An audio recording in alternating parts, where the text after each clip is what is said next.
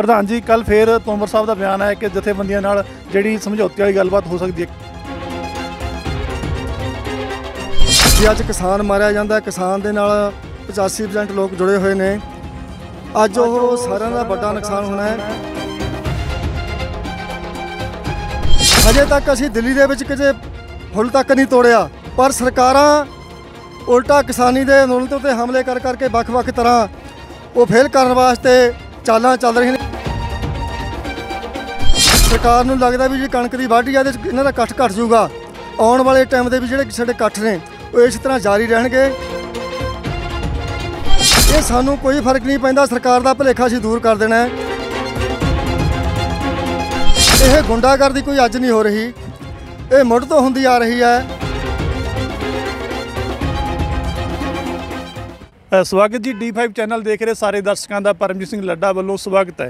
गल करिए पिछले 180 दिनों तो चल रहे किसान अंदोलन तो दिल्ली दी बरूहां ते और पंजाब के सूबे ਵੱਖ-ਵੱਖ ਥਾਈਂ ਜਿਹੜਾ अंदोलन बाद दस्तूर जारी है और दिल्ली के अंदोलन ਨੂੰ जिथे 125 दिनों तो ਵੱਧ ਦਾ ਸਮਾਂ ਹੋ ਰਿਹਾ है, जिमें जिमें तापमान बढ़ रहा है उवें जिमें जिहड़ी अंदोलन की दिख है वह भी तेज़ होंदी जा रही है। और गल करिए पिछले दिनी होए घटनाक्रमां के तहत जिथे एक भाजपा के विधायक नाल काफ़ी लोगों वालों किसान यूनियन के आगुआं वालों खिचतू की गई, उत्थे ही कल प्रधान खेती मंत्री श्री नरेंद्र तोमर होना का फिर बयान आया कि एक बार फिर सरकार जिहड़ी किसानों दे नाल गलबात करन दा जिहड़ी तजवीज़ रख रही है, मौका बन रहा है, एक तरह का हो सकता है गलबात। प्रधान जी कल फिर तोमर साहब का बयान आया कि जथेबंदियों नाल जिहड़ी समझौते वाली गलबात हो सकती है, किवें देखदे हो? देखो ਜਿਹੜਾ 26 तरीक का बंद का ऐलान ती ਉਹਨੂੰ ਦੇਖਦਿਆਂ ਸਾਰੇ वर्ग के लोगों ने, दुकानदारों ने, शहरीਆਂ ने बहुत बड़ा हंगारा भरिया, क्योंकि जथेबंदियां बंद का कोई सानू चाव नहीं हुंदा, उस पालू की हैरान हुंदी है। असी रोस वजों ये दसना चाहुंदे हां सरकार नूं भी जिहड़ी पब्लिक है, सरकार का भुलेखा है भी ये कल्ले किसानां दा अंदोलन है। उस दिन वो दसता सारा कुछ भी सारी जनता, सारी पब्लिक, सारे जो दुकानदार ने, चाहे व्यापारी ने, जो भी वर्ग है, चाहे आड़तीए ने, वो इस टाइम सारे किसान के नाल जुड़े हुए हैं। क्योंकि जे अज किसान मारिया जाता है, किसान के नाल 85% लोग जुड़े हुए हैं। अज वो सारिਆਂ ਦਾ ਵੱਡਾ नुकसान होना है। इस करके 26 तरीक वाला जिहड़ा है वो सरकार नूं इसदा बहुत झूठा बजिया है।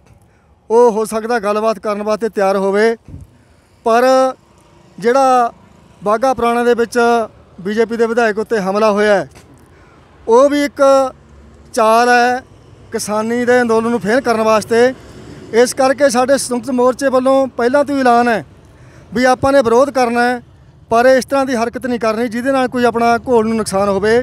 हो सकता उत्थे कोई गलत अंसरां ने इहो जी हरकत की हो भी किसानी नूं अंदोलन नूं बदनाम किया जाए। इस करके असीं इसका विरोध करते हैं, पर इस तरह नहीं असीं विरोध ही कर रहे हैं।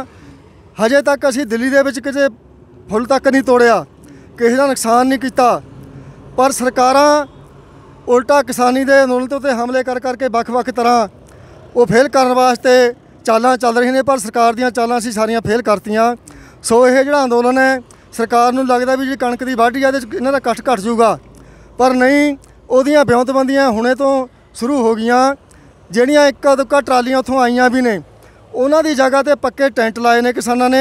ਜਿਹੜੀ ਗਿਣਤੀ ਦੀ ਬਿਉਂਤਬੰਦੀ ਆ ਉਸੇ ਤਰ੍ਹਾਂ ਜਾਰੀ ਹੈ। ਹੋ ਸਕਦਾ ਅਸੀਂ ਗਿਣਤੀ ਨੂੰ ਘਟਣ ਦੀ ਬਜਾਏ ਸੀਜ਼ਨ ਦੇ ਵਿੱਚ ਵਧਾ ਦਈਏ, ਕਿਉਂਕਿ ਅਸੀਂ ਇਹੋ ਜਿਹੇ ਅੰਦੋਲਨ ਬਹੁਤ ਲੜੇ ਨੇ। ਬੇਸ਼ੱਕ ਉਹ ਜੀਰੀ ਦਾ ਸੀਜ਼ਨ ਹੈ, ਲਾਉਣ ਦਾ, ਚਾਹੇ ਬੜਾ ਵਾਢੀ ਦਾ ਸੀਜ਼ਨ ਹੈ, ਚਾਹੇ ਕਣਕ ਦਾ ਸੀਜ਼ਨ ਹੈ, ਅਸੀਂ ਇਹ ਸੀਜ਼ਨਾਂ ਦੇ ਵਿੱਚ ਸੰਘਰਸ਼ ਵੱਡੇ ਵੱਡੇ ਲੜ ਕੇ ਜਿੱਤਾਂ ਪ੍ਰਾਪਤ ਕਰੀਆਂ ਹੋਏ ਨੇ। ਇਸ ਕਰਕੇ ਇਹ ਸਾਨੂੰ ਕੋਈ ਫਰਕ ਨਹੀਂ ਪੈਂਦਾ, ਸਰਕਾਰ ਦਾ ਭੁਲੇਖਾ ਅਸੀਂ ਦੂਰ ਕਰ ਦੇਣਾ ਹੈ। आउण वाले टाइम के भी जिहड़े साडे इकट्ठ ने वो इस तरह जारी रहणगे और सरकार नूं असीं मजबूर कर देना है गलबात करने वास्ते। वो गलबात ते आऊगी। बिल्कुल तुसीं कहा जे अंदोलन तो प्रभावित तो किते ना किते सरकार दिखी जा रही है। बीते कल भी खेती मंत्री नरेंद्र तोमर होना का बयान आया कि दोबारा फिर गलबात का दौर बनाया जा रहा है, गलबात हो सकती है, किवें देखदे हो उन्हां दे बयान नूं? देखो मोदी भी कह रहा है भी 1 मिनट की काल की दूरी ते बैठा मैं भी जदों मर्जी गलबात कर लैण, पर जिहड़ा 26 जनवरी नूं किसानां दे उत्ते पुलिस वालों तशद्दुद किया गया और जानबुझ के उन्होंने जेल सिट्टिया गया, उत्थे कुटमार की गई और जिहड़े किसान बेदोसे किसानों नूं चक के जेल सिट के उन्होंने परचे पा के उन्होंने केस मढ़े गए ने। और जिस तरह साडे आगूआं ते भी ਕੇਸ ਮੜੇ ਗਏ ਨੇ। ਇਸ ਕਰਕੇ ਸਾਡੀ ਜਿਹੜੀ ਜਥੇਬੰਦੀ ਦੀ ਮੰਗ ਹੈ ਪਹਿਲਾਂ, ਕਿਉਂਕਿ ਬੇਦੋਸ਼ੇ ਜਿਹੜੇ ਕਿਸਾਨਾਂ ਦੇ ਪਰਚੇ ਪਾਏ ਨੇ ਉਹ ਬਿਲਕੁਲ ਗਲਤ ਹੈ। ਅਸੀਂ ਆਪਦੀ ਜਾਇਜ਼ ਮੰਗ ਵਾਸਤੇ ਬੈਠੇ ਹਾਂ। ਕਾਲੇ ਕਾਨੂੰਨ ਜਦੋਂ ਸਰਕਾਰ ਮੰਨ ਗਈ ਵੀ ਹਾਂ ਇਹ ਗਲਤ ਨੇ, ਸੋਧਾਂ ਕਰਾ ਲਓ, ਪਰ ਫਿਰ ਵੀ ਉਹ ਕਿਸਾਨਾਂ ਨੂੰ ਦੋਸ਼ੀ ਦੱਸ ਰਹੇ ਨੇ। ਇਸ ਕਰਕੇ ਜਿੰਨਾ ਚਿਰ ਉਹ ਪਰਚੇ ਨਹੀਂ ਰੱਦ ਕਰਦੇ ਕਿਸਾਨਾਂ ਦੇ ਜਿਹੜੇ ਪਾਏ ਹੋਏ ਨੇ, ਔਰ ਜਿਹੜੇ ਵੀ ਕਿਸਾਨ ਜੇਲ੍ਹਾਂ ਦੇ ਵਿੱਚ ਬੰਦ ਨੇ, ਜਿੰਨਾ ਚਿਰ ਉਹ ਬਾਹਰ ਨਹੀਂ ਆਉਂਦੇ ਉਹਨਾਂ ਚਿਰ ਹੋ ਸਕਦਾ ਇਹ ਜਥੇਬੰਦੀਆਂ ਸਰਕਾਰ ਨਾਲ ਗੱਲਬਾਤ ਕਰਨ ਨੂੰ ਨਾ ਤਿਆਰ ਹੋਣ। ਇਸ ਕਰਕੇ ਜਦੋਂ ਉਹ ਸਾਰਾ ਮਸਲਾ ਹੱਲ ਹੋਊਗਾ ਤਾਂ ਉਹ ਗੱਲਬਾਤ ਕਰਨ ਵਾਸਤੇ ਜ਼ਰੂਰ ਜਾਣਗੇ। ਬਿਲਕੁਲ ਜੀ, ਤੁਸੀਂ ਪਹਿਲਾਂ ਵੀ ਕਿਹਾ ਕਿ ਕੁਝ ਲੋਕ ਨੇ ਜਿਹੜੇ ਅੰਦੋਲਨ ਨੂੰ ਖਰਾਬ ਕਰਨ ਦੀ ਕੋਸ਼ਿਸ਼ਾਂ ਕਰਦੀਆਂ ਨੇ। ਗੱਲ ਕਰੀਏ ਜਿਹੜੇ ਅਬੋਹਰ ਦੇ ਵਿਧਾਇਕ ਅਬੋਹਰ ਦੇ ਨੇ ਮਲੋਟ ਦੇ ਵਿੱਚ ਆ ਕੇ ਮੀਟਿੰਗ ਕਰ ਰਹੇ ਨੇ ਕਿ ਦੇਖਿਆ ਜਾ ਰਿਹਾ ਕਿ ਇੱਥੇ ਭਾਜਪਾ ਦਾ ਵਿਰੋਧ ਹੋ ਰਿਹਾ ਹੈ। ਵਿਰੋਧ ਦੇ ਚੱਲਦਿਆਂ ਵੀ ਕਿਉਂ ਇਹੋ ਜਿਹੀ ਮੀਟਿੰਗਾਂ ਦੇ ਵਿੱਚ ਦੌਰ ਕਿਉਂ ਜਾਰੀ ਕੀਤਾ ਜਾ ਰਿਹਾ? ਕਿਵੇਂ ਲੱਗਦਾ ਉਹਨਾਂ ਦੀ ਜਿਹੜੀ ਮੀਟਿੰਗ ਕਿਉਂ ਕੀਤੀ ਗਈ? ਕਿਉਂਕਿ ਜਿਹੜੀਆਂ ਚਾਹੇ ਕਾਂਗਰਸ ਸਰਕਾਰ ਹੈ, ਚਾਹੇ ਅਕਾਲੀ ਰਹਿ ਗਏ ਪਹਿਲਾਂ, ਚਾਹੇ ਕੋਈ ਵੀ ਸਰਕਾਰ ਹੈ, ਉਹ ਕਿਸਾਨਾਂ ਦੇ ਪੱਖ ਦੀ ਗੱਲ ਹੀ ਨਹੀਂ ਕਰਦੀਆਂ ਹੈਗੀਆਂ। ਸਾਰੇ ਉਹ ਕਿਸਾਨ ਦੇ ਉਲਟ ਚੱਲ ਰਹੇ ਨੇ। ਕਿਉਂਕਿ ਅੱਜ ਕਿਸਾਨ ਦੁਖੀ ਹੈ, ਸਾਰਾ ਵਰਗ ਦੁਖੀ ਹੈ। ਬੇਰੁਜ਼ਗਾਰੀ ਇੰਨੀ ਵੱਧ ਗਈ, ਬੱਚੇ ਪੜ੍ਹੇ ਲਿਖੇ ਫਿਰਦੇ ਨੇ ਬੇਰੁਜ਼ਗਾਰ।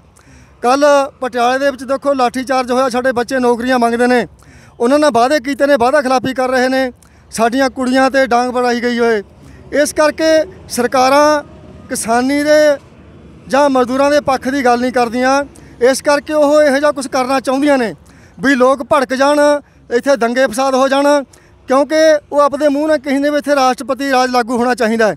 ਉਹੋ ਜਿਹੀਆਂ ਨੀਤੀਆਂ ਉਹ ਲਾਗੂ ਕਰਕੇ ਸਾਡੇ ਜਿਹੜੇ ਅੰਦੋਲਨ ਨੂੰ ਫੇਲ ਕਰਨ ਵਾਸਤੇ ਉਹ ਇਹੋ ਜਿਹੇ ਵਿੱਢਦੇ ਨੇ। ਸੋ ਇਸ ਕਰਕੇ ਅਸੀਂ ਇਸ ਚੀਜ਼ ਤੋਂ ਸੁਚੇਤ ਰਹਾਂਗੇ, ਅਸੀਂ ਇਹ ਕੁਝ ਨਹੀਂ ਹੋਣ ਦੇਵਾਂਗੇ।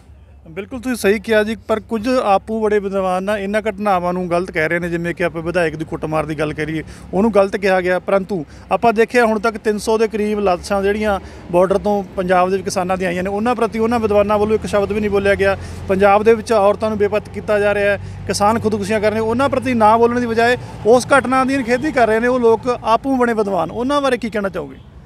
ਦੇਖੋ, ਇੱਥੋਂ ਦੀਆਂ ਸਰਕਾਰਾਂ ਇਹ ਇੱਕ ਪਾੜੋ ਤੇ ਰਾਜ ਕਰਨ ਵਾਲੀ ਨੀਤੀ ਹੈ।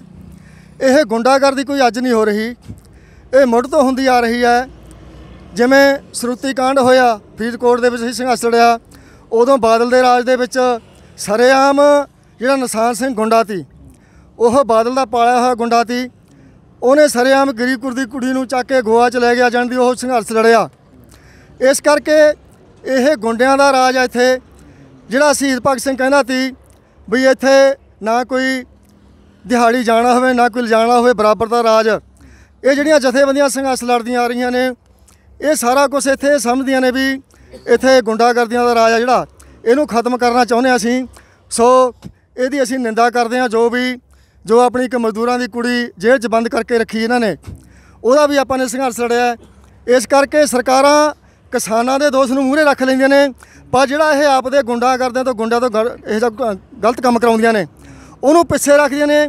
ਇਸ ਕਰਕੇ ਪਹਿਲਾਂ ਆਪਦੇ ਮੰਜੇ ਥੱਲੇ ਸੋਟੀ ਫੇਰਨੀ ਚਾਹੀਦੀ ਹੈ ਸਰਕਾਰ ਨੂੰ, ਫਿਰ ਇਹ ਕਿਸਾਨਾਂ ਦੀ ਗੱਲ ਕਰਨੀ ਚਾਹੀਦੀ ਇਹਨੂੰ।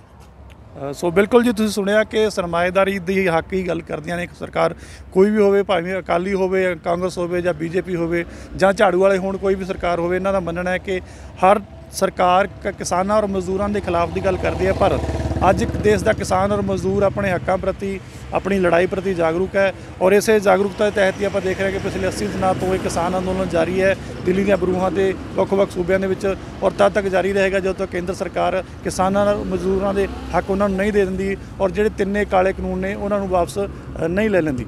ਪਰਮਜੀਤ ਸਿੰਘ ਲੱਡਾ, ਸੰਗਰੂਰ। T5 ਚੈਨਲ ਪੰਜਾਬੀ ਹੁਣੇ ਸਬਸਕ੍ਰਾਈਬ ਕਰੋ, ਬੈਲ ਆਈਕਨ ਤੇ ਕਲਿੱਕ ਕਰੋ।